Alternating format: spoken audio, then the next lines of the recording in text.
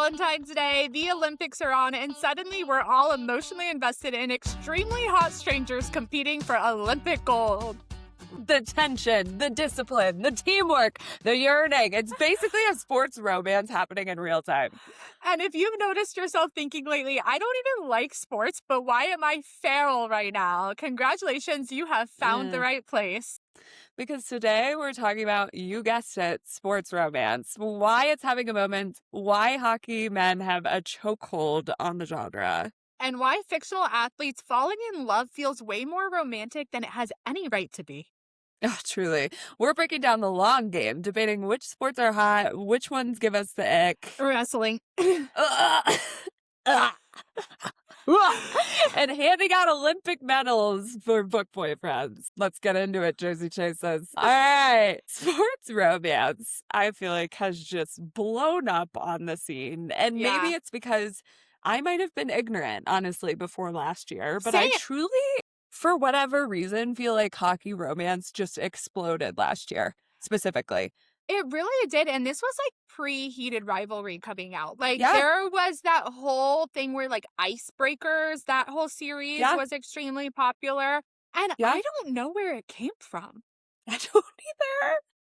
But like, did we all just randomly get forced into watching sports with men or something? And we were like, oh my God, if we don't make this romantic, we're going to not survive. Well, now when people are going to watch like hockey live, the actual sport of hockey, it makes so much sense. Why did that just sound like Disney on Ice? That's kind of what it feels like to me. But hockey live makes so much sense. Like watching it and there's like so much tension in like the competition and the rivalry and like these players have so much emotional energy built into winning the game. They're all naked together in the locker room.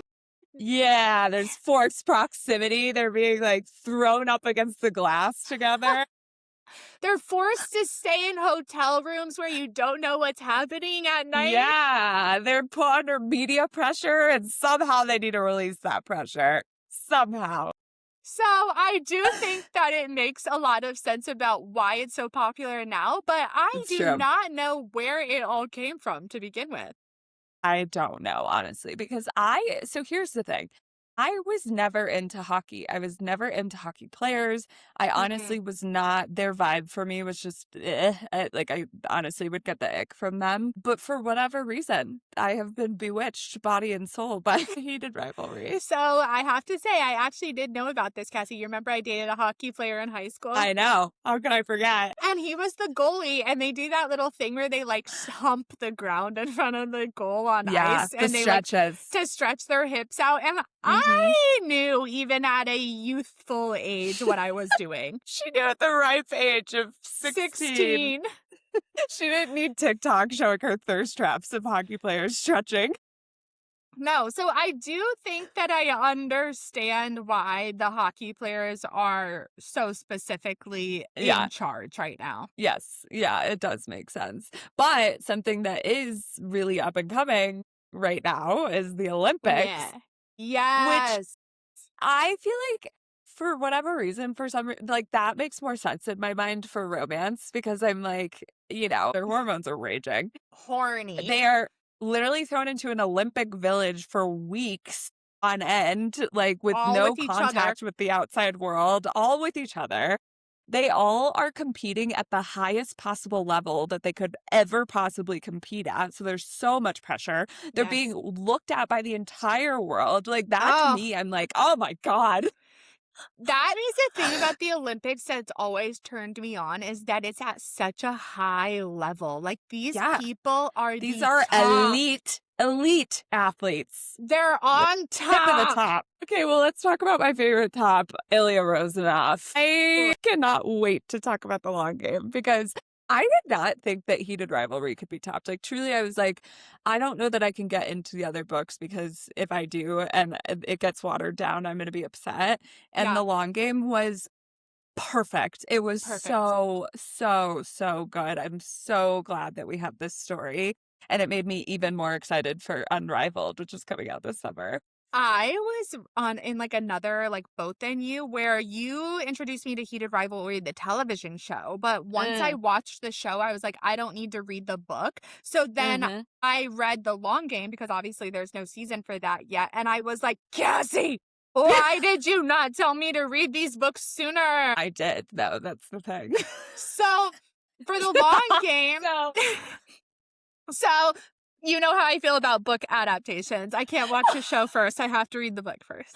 that's the crazy thing to me, though, is that if you would have read Heated Rivalry and then watched the show, you would have literally been like, give this an Oscar immediately. Like, it could not have been a more spot on adaptation. Like, word for word dialogue, the way that the characters were described was literally brought to life on screen. Like, these men Yeah. that they casted were perfect to a Oh, T.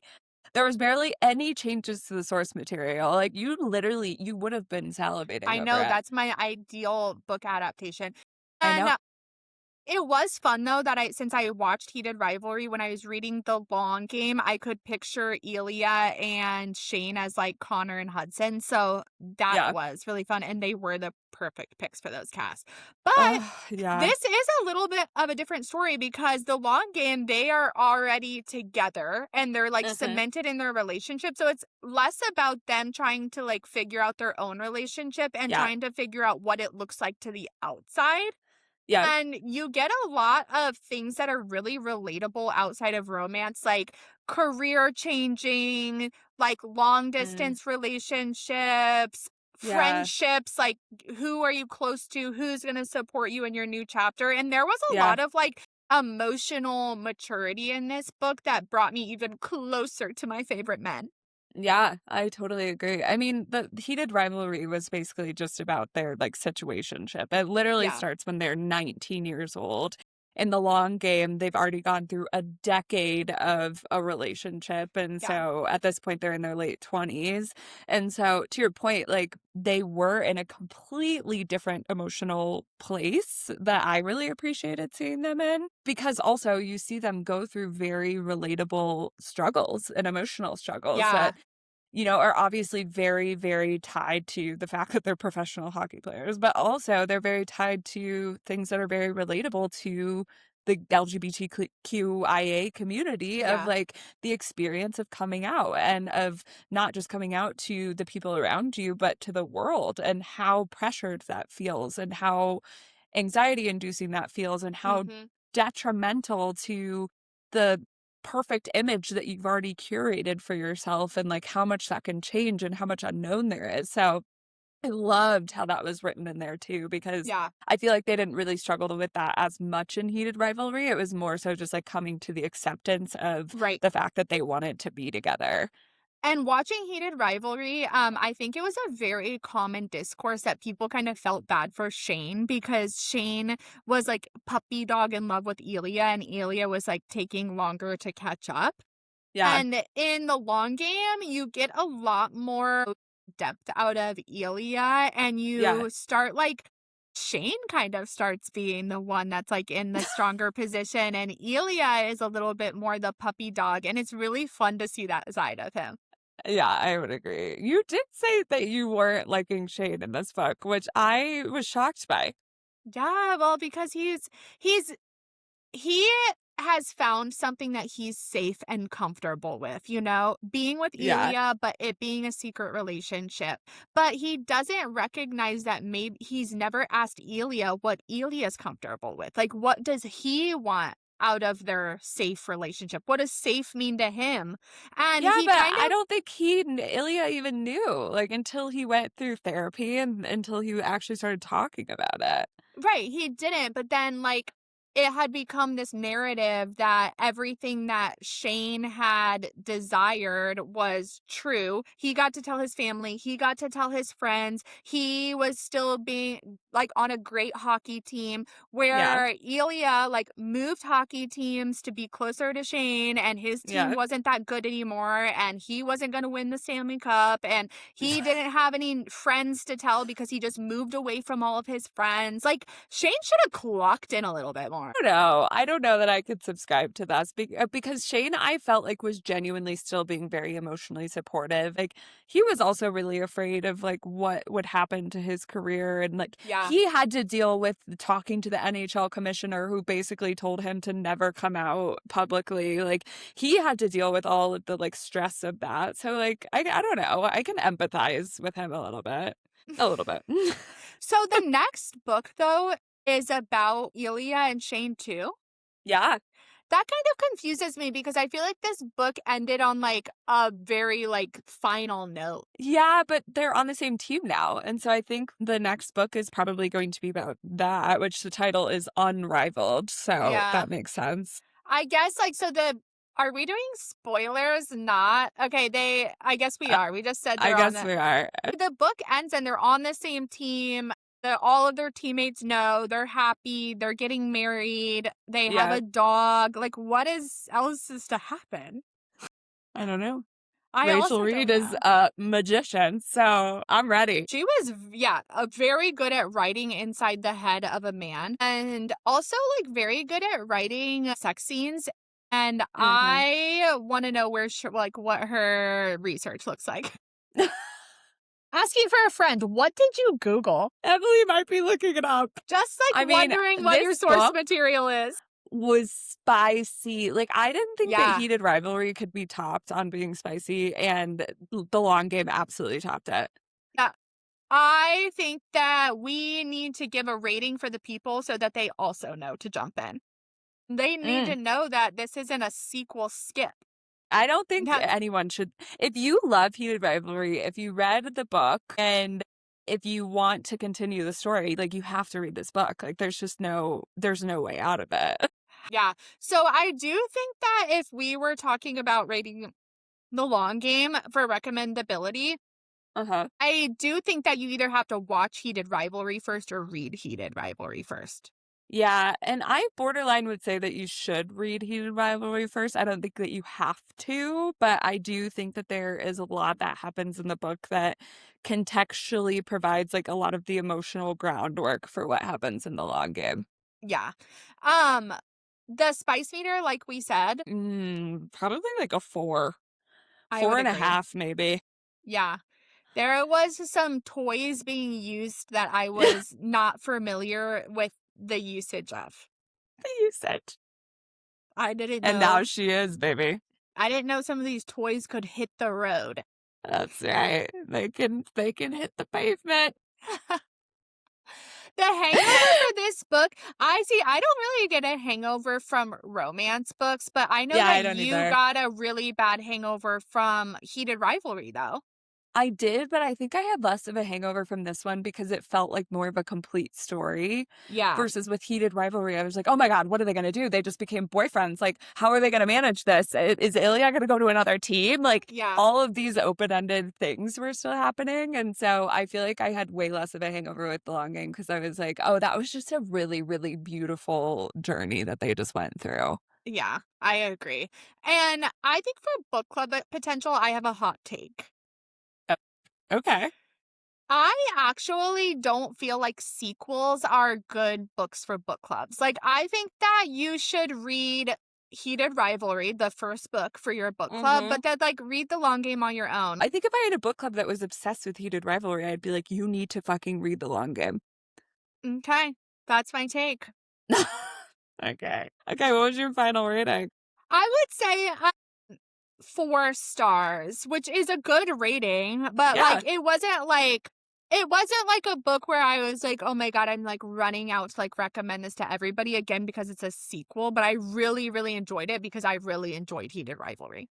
Yeah, I think I also gave it a 4 because I don't know if I just truly Heated Rivalry must just be like tattooed on my soul, but that was a 5-star for me. Yeah. That book was everything to me. Yeah. And the show, which we need to talk about what we think is going to be because the show has been extended to 3 seasons total. Yeah. Specifically with Shane and Ilya. And now we know that there's a 3rd Shane and Ilya book coming out. Yeah. And so I'm like, is the 2nd season just going to be The Long Game? No doubt about it. Okay, so what are the big kind of moments that you think are gonna be pulled from the long game into the show? I think that Shane's gonna look like a dick. I think that they're Can't going let that to, go. I think they're going to highlight Ilya's, mental health struggle a lot, and in Oh my god, highlighting that Connor's story is gonna do that so well. I know. But in highlighting that, I think that they're also going to have to make Shane look a little bit, non-present. Mm.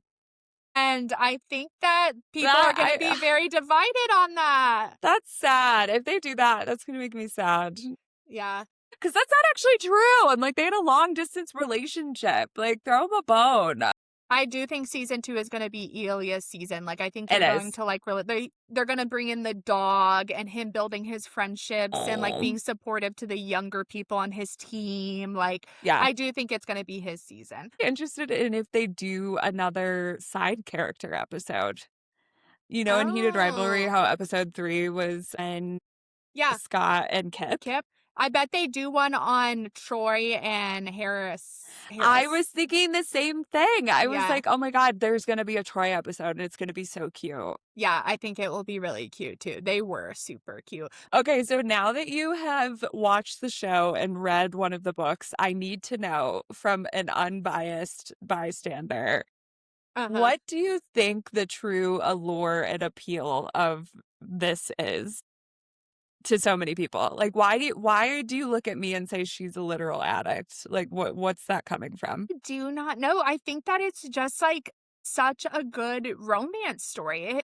At its baseline, it has everything that you want out of a romance. If you were reading a contemporary romance, this is exactly what you would want the relationship arc to look like. The hockey thing, I still don't have an explanation for. That's my point. Why do you, because this is a beautiful top tier romance. I could not agree more. Yeah. But why do you think that it has reached the level of actual fangirl psychosis? I'm not kidding. I haven't felt this way since I looked at Robert Pattinson and Ray-Bans. Yeah. At 16 years old. It just took over my entire brain for so long, and clearly everyone else in America. And I need to figure out why. Yeah. So let's actually talk about this. Let's talk about why the hockey works versus other sports, because there is a clear division. Yeah. And I think that's something that we're missing. This is the piece we're missing, which it still doesn't explain it, but we aren't Canadian.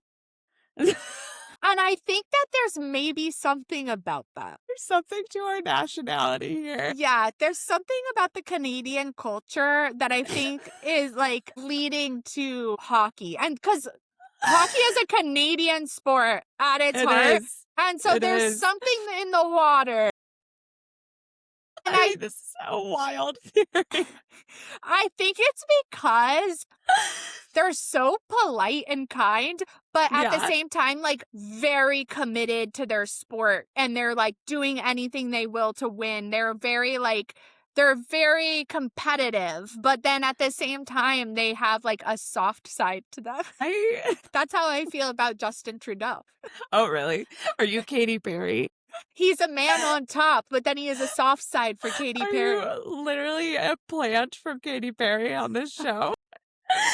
I don't know how much I can attribute to the Canadians, even though I love our Canadian neighbors. I don't know that the Canadian politeness is necessarily the first thing that I associate with hockey. I truly feel like when I initially think of hockey, I think of brute force and intensity and kind of anger, again, I feel like it's just growly almost, and you're just oh my God. But then off the ice, I feel like you see hockey players and they're very jovial. They are kind of fuck boys a little bit. They're always messing around. And so maybe that connection is what makes the behind the scenes peek at the emotional depth and vulnerability and all of the things much better in terms of payoff. I think it works also because, to your point, off the ice. Off the ice.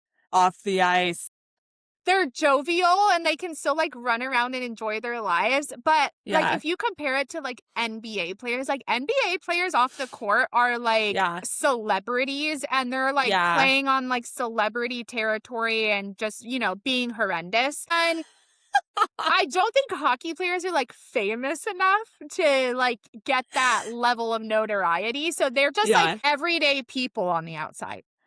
I also think that hockey as a sport, there is a feminine aspect to it, even though it's like so brutish. Like they're skating around. Like and there is flexibility. There's such a grace to that, to like being in like a way of like presenting yourself that is so different than just like running up and down a court or running up and down a field or throwing a football or whatever. It's like they are literally maneuvering on ice skates, like with a puck that's like 2 inches large, and they're like trying to get it into a net. Like, I don't know. There's just like some level of like artistry there that you don't get from a lot of other sports too. The way they handle that puck, like with their handle work, that's what I want to call it. Handle work. Like the way they're moving it around. Like when you see a soccer player like kicking a ball, you're like, wow, your footwork is so impressive, but that doesn't translate to the bedroom. When I see a hockey player handling that puck, I'm like, I see where this connects. That's my point. Like, I just feel like there's some level of like additional care and grace and coordination and whatever that like there is some level of like femininity to it that I would really only be able to equate to like professional dancers that are men. Which I actually find a male professional dancer very erotic. Yes, but I think it's because of that, because you are like there is this level of like machismo and whatever and manliness about it, but then at the same time, like the way that they're using their body to like hone their craft is very like, I don't know, sensual. Yes, sensual. I think we're getting to something. You're welcome for this unlock hockey But players. I do have one question because I mentioned this earlier. So another sport that you could say is like sensual, that they're like rubbing on each other a lot, they're rolling on the ground, is wrestling. But why does that give us the ick? Because I know that they're getting cauliflower ear as I'm looking at them do what they do. You know they're getting ringworm while they're rolling around on the sweaty mat. I don't think they've been done any favors with the outfits that they have to wear. But you can really see their member in that outfit, like their friends downstairs. Yeah, but I just like, you see them with their like weird like headphoney type of things and then like the one piece and then it's just like no thank you. But you know what you do get that from that doesn't give me the ick? Rugby. And this needs to be, I'm calling it now, once we are all over our hockey romance psychosis, we're moving on to rugby. I'm telling everyone right now. Yes, when they pick each other up by those shorts and they push each other in the air and they're like grasping each other's butt cheeks. Oh my God. I can't even talk about it. My entire TikTok algorithm for like a month straight was thirst traps of rugby players. Yeah. Also, like, speaking of their workouts, like, similar to hockey players, like, very, very, very flexible. They're very flexible. Yeah, I agree with you. I would love to see Rachel Reid write a gay rugby romance. Please. If there's one thing that any author is listening to takes away from this episode is that the world needs rugby romance next. Okay? Their butts are so nice. Oh my God. I can't even talk about it, truly. Get that on my algorithm stat. Okay, well, speaking of these sports as it relates to romance going into the Olympics, I feel like we should have a podium of what we think the hottest sports romance is. Yeah. Which would be gold, obviously. Yeah. Silver would be like, okay, I would read that again, but I'm not like going into this genre like head first. Yeah. Bronze would be like, okay, that I'm intrigued by that. It's a little niche, but I'll try it out. And then disqualified is immediate ick. Okay. Gold. Who's getting the gold? I don't know, Cassie, because like I just got convinced that it's rugby. I'm going to say rugby. Maybe we're both ovulating and we just got each other really worked up. But like, the book doesn't exist, so it's hard to say. I don't know. There's way less pads involved, so yes, just gonna put that out there. I think it may be rugby. I think so too. I gotta give it the gold, even though it doesn't exist yet. I just know it's gonna be good. Yeah, wait until the Summer Olympics, guys. Silver would definitely be hockey though, like because they're almost the gold. They're on the podium. They're inching onto gold, but not there yet. Okay, bronze. I think basketball. Oh, I don't know. I need to read that Kennedy Ryan book that just came out that everybody says. Is it called The Long Shot? Yeah. That is so similar to the book we just read. I know. I thought it was called Hoops for some reason. No, Long Shot. I need to read the Kennedy Ryan book, Long Shot, because maybe it will change my mind. But all I think about with basketball is like all of the Kardashian significant others, and I just get the ick so bad. I don't think I think about that. I think I also I enjoy basketball, like watching it. So I feel like I could get into the vibes. Bronze. Picture this. Snowboarding. Interesting. Like, imagine a romance at the X Games and you're in the crowd on the side of the half pipe and he comes up the half pipe, makes eye contact with you, finds you later in the town, and then you guys build a romance. He takes you to the Olympics with him because he's definitely making the Olympics. You're going very Olympics. Yeah, I think that's what I'm thinking about because I love the snowboarders and the skiers in the Olympics. Okay, I don't hate that either. Yeah, somebody write that book. Someone write this. I feel like I'm leaning towards swimming, and I think it's because I read Deep End by Allie Hazelwood with the divers. Yes. And I really loved that. So I feel like I would like a swimming romance. The divers have a lot of body control. And art, some might say. Yeah. Or I could even like a water polo type of thing. After reading the favorites, honestly, give me a male ice dancer. True. It would really blend a lot of the things that we're discussing right now. That is actually really true. But I'm still on my snowboarder. Wow, I'm like really imagining that come to life, and that would be a good You story. did get really descriptive. Yeah, that would be a hot story. Oh, okay. So if our book boyfriends were in the Olympics, who's getting the gold? Who's getting the silver? Who's getting the bronze? This is a testament to knowing that this is the correct answer. My top book boyfriend never changes. It's always Cassian. Yeah, you really have never deviated there. Take it to my grave. Oh, this is hard. I've read a lot of really good ones recently. Okay, I think it's still going to be Rowan, I suppose. Okay, see, that's another one where it's like you don't deviate. I know, but I don't know. He's got to get knocked down at some point. Silver and bronze is where you can start deviating. And my silver has recently deviated. Who? And it is Callum from Daggermouth. Like I knew you were going to put him on there. I've been thinking about this man too deeply. I knew he was going to get put on there. Yeah. Okay, mine is Aether from the Riftborn series. Oh, I haven't met him yet. No, you haven't. And I'm obsessed with him. Do you know who your bronze is? I think so. Okay, you say you're bronze. Okay, I'm really between Miles Nowak from Funny Story and Elliot Petropoulos from Love in Other Words. Yeah, you did love it. Yeah, so maybe I'll go with Elliot. That feels fair. I think that I know who mine is, but I keep trying not to say it because I don't want to add like another romantic-y person in mine. But to be honest, that's where a lot of my top book boyfriends come from. So I do think that my bronze, which he's always in the top 5, is still Dorian. That's fair. Yeah. That's a fair selection. Very my vibe. And also I prefer to be Manon in my next life. So I'm taking Dorian with me. That's true. No, I think Callum would be like my next after though. So I agree with his spot on the podium. You are loving giving whatever medals comes out after bronze participation trophies. I love a participation. Everyone gets a prize. So funny. Okay, so I think that wraps up our beautiful sports romance book. I think we really got to the bottom of a lot of things. We got to why hockey is probably the best sport to write a romance about, but also that rugby is coming in next. That's right.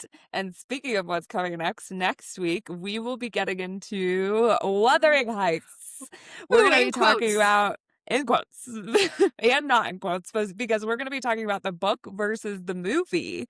And I'm very excited for this because the movie, as Emily said, is in quotes. And so I think it's going to be a big deviation from the book, if I had to imagine. But we're going to be giving you the whole breakdown on what changed, what didn't change, why it might have changed, what we thought about the movie, what we thought about the book, all of that good stuff. So stay tuned. Let us know in the comments what you would rate gold, silver, and bronze for your Olympic sport romance. And also if there's anything else that you'd like to see from us after Wuthering Heights. We are but foot soldiers to your desires. We are but women of the people. So let us know. And in the meantime, we'll see you same time, same place. Grab your blankets, grab your book boyfriends, and we'll see you then. See ya.